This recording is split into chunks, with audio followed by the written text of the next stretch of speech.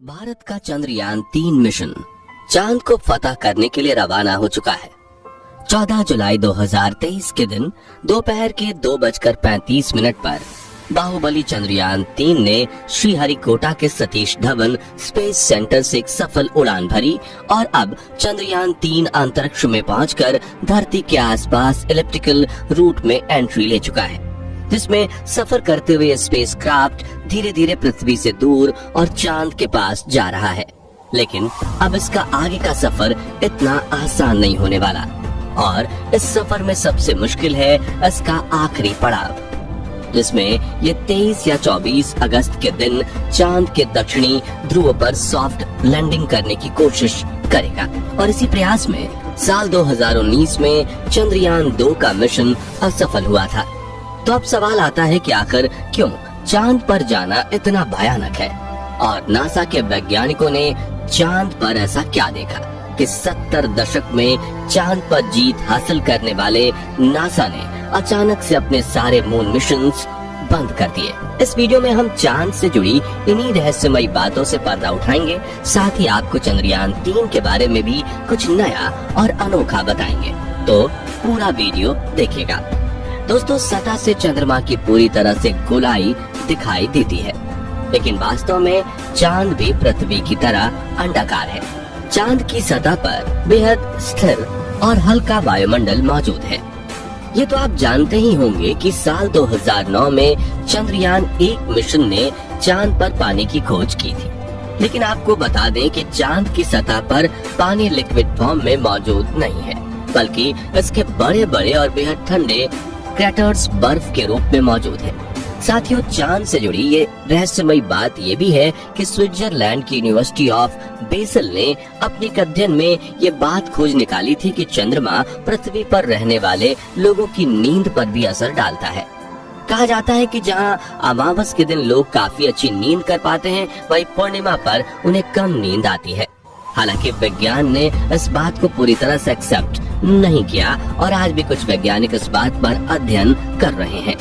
दोस्तों, चांद की जमीन काफी उबड़-खाबड़ है और इसमें कई बड़े बड़े क्रेटर यानी गड्ढे मौजूद हैं, जो इतने बड़े हैं कि पिछले करोड़ों सालों से इनके अंदर सूरज की रोशनी तक नहीं पहुंच पाई है।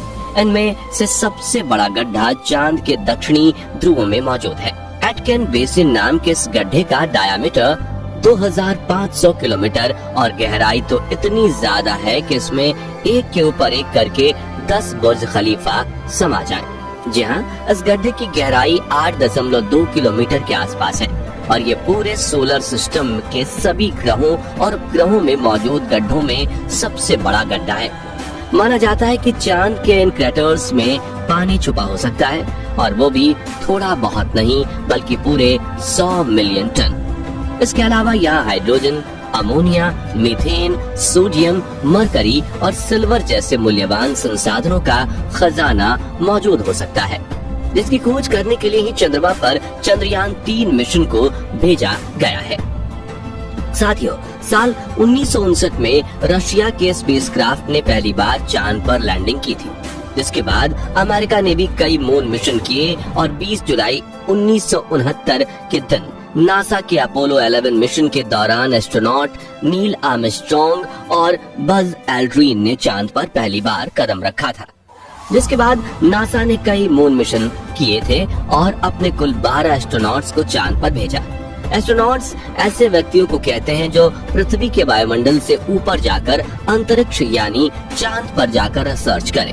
लेकिन दिसंबर 1972 में अपोलो 17 मिशन के बाद नासा ने अचानक से इंसानों को चांद पर भेजना बंद कर दिया, जिसके लिए उन्होंने ये कारण दिया कि चांद पर फिलहाल ऐसा कुछ नहीं है जिसकी रिसर्च की जा सके। लेकिन कुछ लोगों का ये भी कहना था कि नासा ने असली कारण को छिपाया है।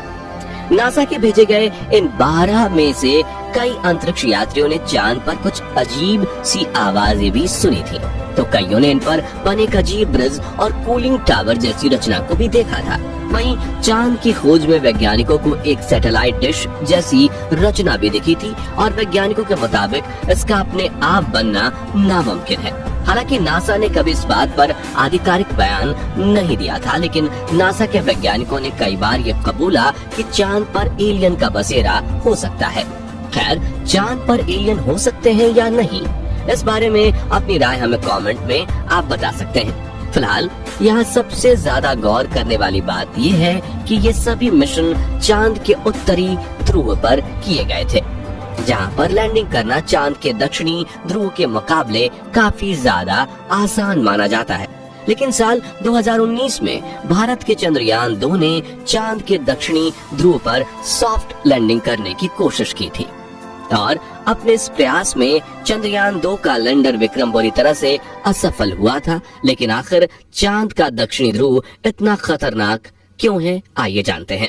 सबसे पहले तापमान की बात करें तो चांद के दक्षिणी ध्रुव में कई ऐसे बड़े बड़े गड्ढे यानी क्रैटर्स हैं, जहां करोड़ों सालों से सूरज की धूप नहीं पहुंची, और सूरज की धूप न पहुंचने का सीधा सीधा मतलब है तापमान का ठंडा होना। इसलिए कई बार दक्षिणी ध्रुव का तापमान -230 डिग्री सेल्सियस तक पहुंच जाता है। ऐसे में किसी भी इंसान का स्पेसक्राफ्ट से बाहर निकलना तो छोड़ो, खुद स्पेसक्राफ्ट के लिए भी ऐसे वातावरण में काम करना मुश्किल है। इतने कम तापमान में कई बार स्पेसक्राफ्ट पर लगे इंस्ट्रूमेंट चलना बंद हो जाते हैं। वहीं सूरज की रोशनी ना पड़ने की वजह से चांद के दक्षिणी ध्रुव के कई हिस्सों में काफी ज्यादा अंधेरा है, जिस वजह से चांद की ऑर्बिट में घूम रहे नासा, रशिया और इसरो के ऑर्बिटर्स भी वहां के काफी हिस्सों को ठीक से नहीं देख पाए। यानी कि उन हिस्सों में क्या हो सकता है ये किसी को नहीं पता। ऐसे में वहां जाना सबसे बड़ी चुनौती है। इसके अलावा चांद के दक्षिणी ध्रुव की जमीन उत्तरी ध्रुव से ज्यादा उबड़ खाबड़ है, पर यहाँ पर कुछ सेंटीमीटर से लेकर 2500 किलोमीटर तक के बड़े बड़े गड्ढे हैं। ऐसे में रिसर्च के लिए किसी भी रोवर को यहाँ चलाना हो तो काफी सावधानी बरतनी पड़ती है, और अगर रोवर किसी बड़े क्रैटर में गिर गया तो उसे वहाँ से निकालना लगभग नामुमकिन हो जाएगा और रिसर्च मिशन भी फेल हो जाएगा।